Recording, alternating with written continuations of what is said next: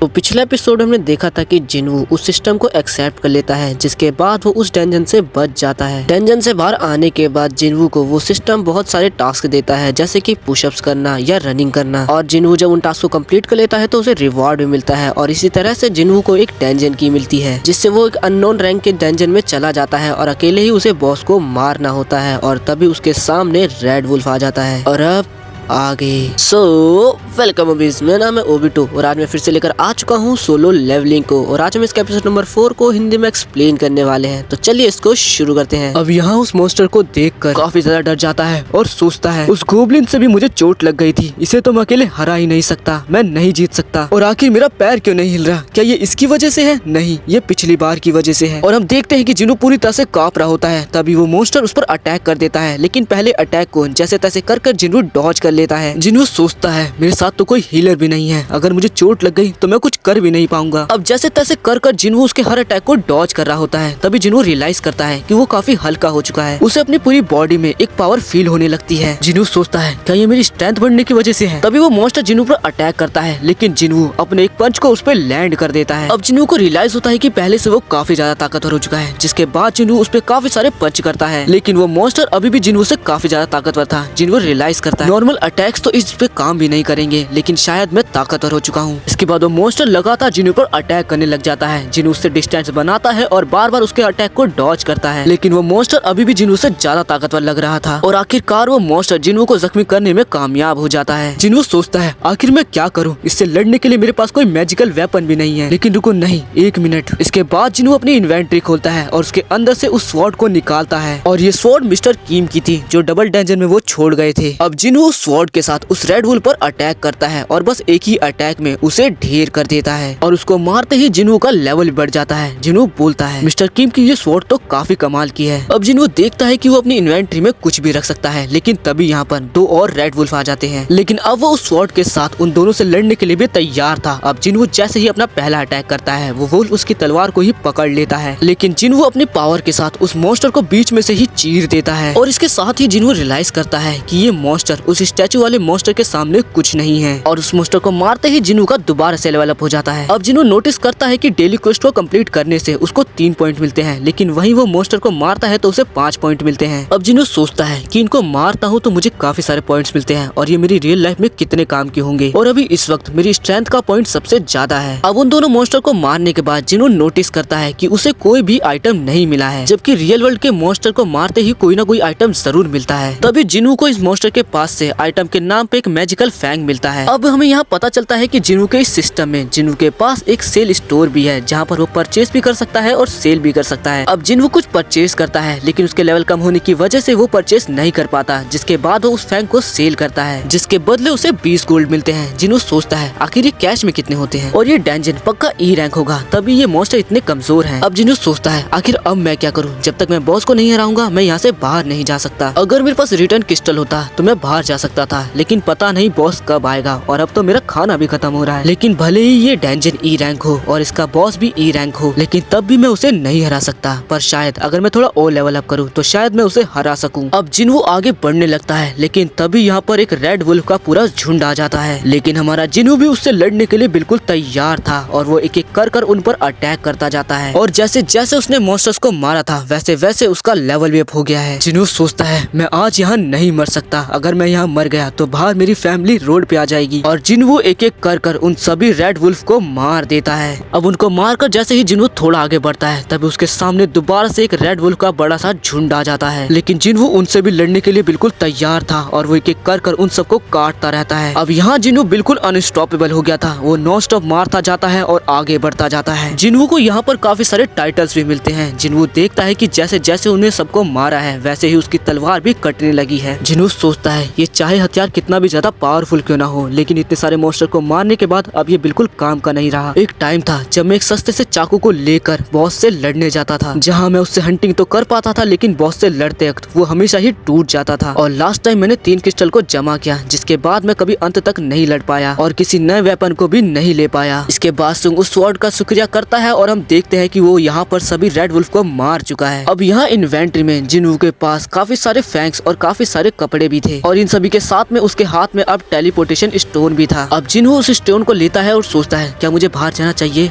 या नहीं। नहीं, मुझे बाहर नहीं जाना चाहिए। शायद मुझे कभी ऐसा चांस ना मिले जहाँ मैं अपना लेवल अप कर सकूं, और क्या पता अगर मैंने इसे अभी यूज कर लिया तो ये गायब हो जाए और कभी मेरे को जरूरत पड़ी तो मेरे पास ना हो। अब जिन्हों थोड़ा कंफ्यूज था, लेकिन फिर वो डिसाइड करता है कि वो आगे जाएगा, जिसके बाद वो अपने स्टोन को रखता है और आगे बढ़ जाता है। अब यहाँ दूसरी तरफ में जूही को एसोसिएशन से कॉल आता है और उन्हें बताया जाता है कि एक डेंजन ब्रेक हो चुका है, जिसमें से काफी सारे मोशन निकल कर तबाही मचा रहे हैं। ये सुनकर जूही खुद को ही दोषी मानती है, क्योंकि उसने राइड में जाने से मना कर दिया था और इसीलिए शायद वो खुद को ही इसके लिए कहीं ना कहीं गिल्टी मानती है। अब यहाँ एसोसिएशन वाले कहते हैं कि हमें यहाँ पर एक हीलर की जरूरत है, तो आप जल्दी से जल्दी आ जाओ। अब यहाँ हम कुछ वुल्फ से हटकर कुछ अलग मॉन्स्टर्स को भी देखते हैं, जो कि पैंथर या मंकी जैसे दिख रहे थे। लेवल अप होने के कारण जिन्हों की पावर काफी ज्यादा बढ़ चुकी थी और उसकी स्ट्रेंथ काफी ज्यादा बूस्ट हो चुकी थी। इसके कारण ही वो सबको मार पा रहा था। उन सबको मारते मारते जिन्हों सोचता है ये सभी एक के बाद एक आते जा रहे हैं, ये किसी गेम की तरह लग रहा है। अब जिन्हों यहाँ पर सोचता है कि ये सभी किसी पैटर्न के हिसाब से आ रहे हैं, अगर एक बार मैं पैटर्न को समझ लूँ तो मैं बॉस तक पहुँच जाऊंगा। तभी उसके ऊपर दो मॉन्स्टर्स अटैक कर देते हैं, लेकिन जिन्हों उन दोनों मॉन्स्टर्स को अपनी स्वॉर्ड से मार देता है। लेकिन तभी अचानक से एक रेड वुल्फ दोबारा से उस पर अटैक कर देता है, लेकिन जिन्हों उसको भी मार देता है, जिसके बाद जिन्हों उनका पैटर्न समझ जाता है। जिन्हों यहाँ नोटिस करता है कि इन मॉन्स्टर्स के नामों के कलर के हिसाब से ताकतवर या कमजोर हैं। अब जिसका व्हाइट कलर में नाम लिखा है वो बहुत कमजोर, जिसका संतरी में वो थोड़ा ताकतवर और जिसका रेड में वो बहुत ज्यादा पावरफुल। अब जिन्हों को नीचे जाने के लिए एक सीढ़ी मिलती है। जिन्हों सोचता है मुझे नहीं पता नीचे कितना खतरनाक मॉन्स्टर मेरा वेट कर रहा है। अब जिन्हों का लेवल 15 हो चुका था, लेकिन उसकी स्वॉर्ड भी टूटने वाली थी, पर इसके बावजूद जिन्हों नीचे जाता है। अब जैसे ही जिन्हों नीचे जाता है उसे काफी तेज की गंध आने लगती है। तभी अचानक से एक पूछ जैसी चीज उस पर अटैक करती है। उस अटैक से जिन्हों काफी ज्यादा डैमेज हो जाता है और साथ में ही उसका स्वॉर्ड भी